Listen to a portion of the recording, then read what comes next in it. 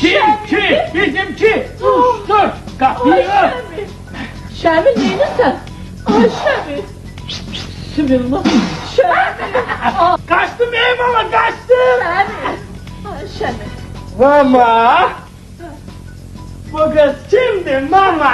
Dayan da aybalı sen sor şuna bak aybalı! Ha ne olur bu ne hal şimdi ya? Niye koymuşsunuz yatağa? Demişsiniz mi bu evin kişisi var? Bu evin bir sahibi... Şamil diyeyim!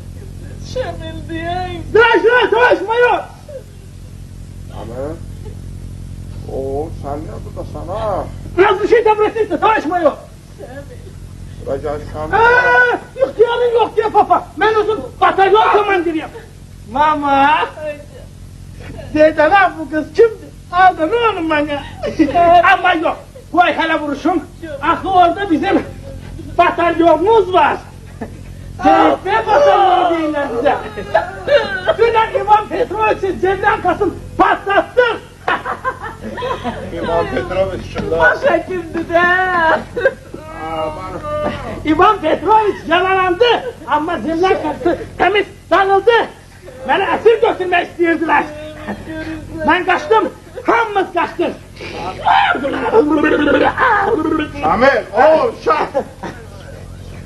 Şizik! Ben de...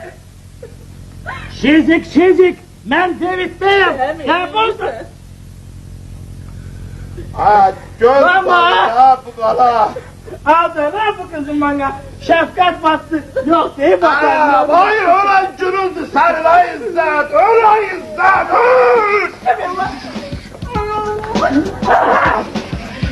Bırak beni! Nasıl yapıyorsun? Bırak beni! Bizim dövüş ameliyatımız var! Ben seni mahvetmeliyim! Fırlat beni!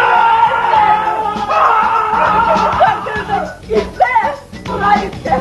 Dur dedim! Şamil! Ha